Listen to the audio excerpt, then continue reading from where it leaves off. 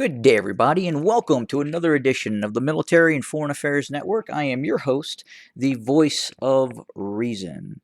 Today, February 10th, 2022, we are going to continue our coverage of the ongoing civil war taking place inside of the former state of Ethiopia. And before I start some of the battlefield updates and kind of what's going on within the region, I wanted to talk about how we arrived at this situation. There has been quite a few new viewers who have joined the channel, and many of those folks are unaware of what is happening inside of the former state of Ethiopia. So when I talk about these battlefield updates, it can be very difficult at times without doing a Google search of what is actually occurring inside of the former state of Ethiopia. Now, with that being said, when you do that, you can arrive at misinformation sites such as the No More movement. So I wanted to first just kind of clarify what has transpired over the course of really since the middle of 2020 is when all this really kind of started to come to a head. So imagine, if you will, let's say, and again, this is a very hypothetical scenario, okay? And it's just probably the best way to explain it. So hypothetically, let's say that in the state of Texas, the current administration, the Biden administration, decides that in the state of Texas, Texas can no longer hold local elections. And furthermore, the White House has mandated that the Republican Party in the state of Texas is now a terrorist organization. And now we're going to even go a little bit further.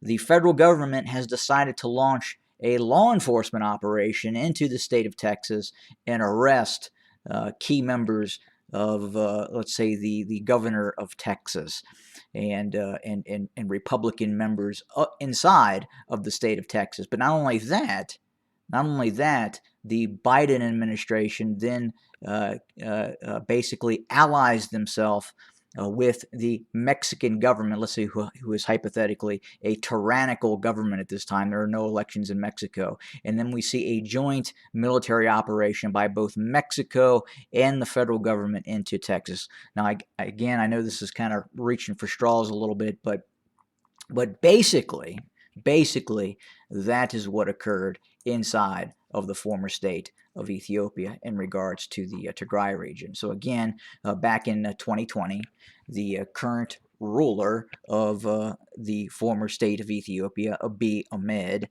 declared that local parliamentarian elections in the Tigray region were going to be postponed under the auspice of, yep, you guessed it, COVID-19. And then furthermore, had declared at a later date beyond that the ruling party in the Tigray region, the TPLF, the Tigray People's Liberation Front, was now a terrorist organization. So even if there was elections, those elections could not even be conducted because that organization is now identified as a terrorist organization. And then they launched a very large military operation under the auspice of a law enforcement operation in conjunction with the despotic state of Eritrea. Again, if you want to do some quick research on Eritrea and Isaias Afwerki, please feel free to do so. And that is when we saw this massive invasion by the Abiy loyalist formations, the federal forces allied with Abiy Ahmed, and those forces, the army of Eritrea, the despotic state of Eritrea, which hasn't ever had democratic elections.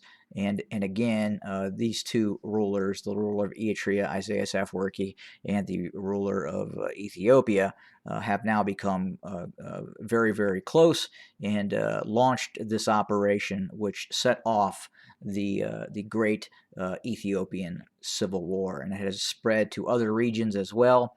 And that's kind of where we sit. And obviously, those forces that invaded the Tigray region were then evicted from the Tigray region and were driven out by what you could define as basically local National Guard elements of the Tigray region, formed their own military formations to basically drive out these unlawful armed formations which had occupied their region. And that's kind of where we sit today. And obviously, many other things have occurred and transpired since then.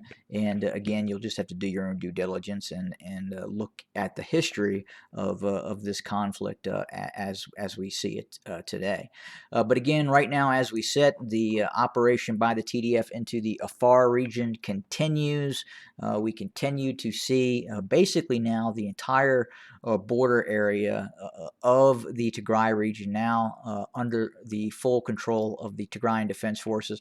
And when I mean the border regions, I mean the TDF has crossed the border at multiple points of entry into the Afar region and have shut down any sort of Afar regional militia activity. And some units, again, are reported to have advanced many miles into the Afar region, with one specific unit quite possibly looking to sever the main A1 highway, the Djibouti to Ethiopia highway. And again, that operation could be to compel the Ethiopian National Defense Forces to back off on this anaconda strategy that it has instituted against the Tigray region. So what you're looking at now is the only real military strategy left for the Abiy loyalist formations is to continue this anaconda strategy.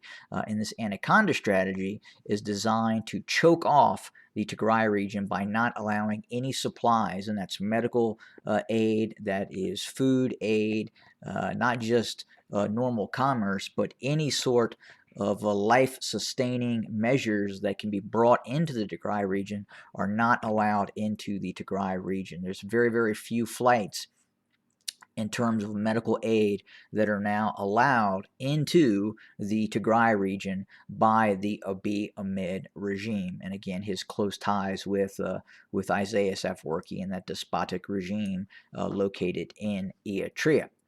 So again, a lot of these military operations that we're now seeing on the part of the Tigrayan Defense Forces serve really two purposes. One, to eventually reclaim the western Tigray region, which is still occupied by Amharan regional militia forces, the Eritrean army, and some elements of the Ethiopian National Defense Forces, the Abiy loyalist formations. And again, the key reason behind the retaking of Western Tigray, that would give the TDF or the Tigray region access to the Sudanese border, which would then allow food and other material to enter the country at a normal rate to assist in feeding the much starved population. So again, that is still a huge issue right now for the Tigray region. Again, tens of thousands of people are not getting enough food, and again, the main reason behind that is because of the anaconda strategy being employed by the Abiy loyalist government, and that is still in full effect and continues to this very day and has been going on for some time now. We continue to see operations in Western Tigray as well. As I talked about, and I don't want to continue to rehash this, this is going to be a multi-month operation in terms of some of the tactics that are being utilized to strangle out the Amhara regional forces and the Eritrean army that is occupying the Western Tigray region. Furthermore, we continue to get verified reports of some very significant activity of the Oromo Liberation Army, specifically just to the north of the capital, Addis Ababa, again also known as Finfinne. The reason I say that, again, if you are a newer viewer, the Oromo people, which make up a majority of the population of Ethiopia, it's the largest demographic by far, approximately around 40 million people of a country of just over 100 million. Claim to be of Oromo lineage, and again, many in Oromia and the Oromo Liberation Army have taken up arms against the current government of Abiy Ahmed. And we have seen, because of the civil war taking place between the Tigrayan Defense Forces and the Abiy loyalist formation, we have seen an upsurge in the capabilities and some of the more aggressive tactics by the Oromo Liberation Army in its attempt to liberate the Oromia region from the clutches of this what is quickly becoming a despotic, centralized, one-party unitary system. And again, that fighting continues. The OLA, the Oromo Liberation Army, has probably gone from around 5,000 active fighters at the start of this conflict to quite possibly tens of thousands of armed fighters who are operating in various portions of the Oromia region. But again, over the last 24, 48 hours, we have seen multiple roadways being blocked by the Oromo Liberation Army leading into Addis Ababa and other areas around the capital. And we continue to see the Oromo Liberation Army taking very aggressive action against towns, villages, in terms of areas where the Abiy loyalist formations have strong points and military camps set up in some of these towns and villages. And we've seen a great many of these towns and villages now being liberated by the Oromo Liberation Army in the Oromia region. And I won't go to my other map at this point to show many of those areas that are indeed controlled by the Oromo Liberation Army at this time. But again, that activity continues in terms of operations by the OLA. And then again, recently it was just the main point was that the current operations in terms of the OLA operating very, very close to Addis Ababa, in fact, cutting off some of those roadways into the capital as we speak. We do understand that at least one of those roadways was recaptured by Abiy loyalist security forces. However, with that being said, the OLA is still very active in that area just to the north of the capital. With that being said, we will continue our coverage, and we're watching things happen inside of the former state of Ethiopia very closely. Right now we're very, very focused at this ongoing operation in the Afar region, as I talked about yesterday. Initially, it was a localized security operation designed to eliminate Afar regional militia units along the border that had been crossing into the Tigray region and scouting out and calling in airstrikes by the Abiy loyalist formations into the Tigray region. With that being said, it would appear that this operation has expanded a bit further, with some analysts looking at quite possibly a continued move by the TDF to cut off the Samara-Mille main road that connects Djibouti to Addis Ababa. But again, we're going to continue to watch this and report and see what finally happens in this area of the conflict. That's all we have for today. We'll have more very, very soon. Have a good day, everybody.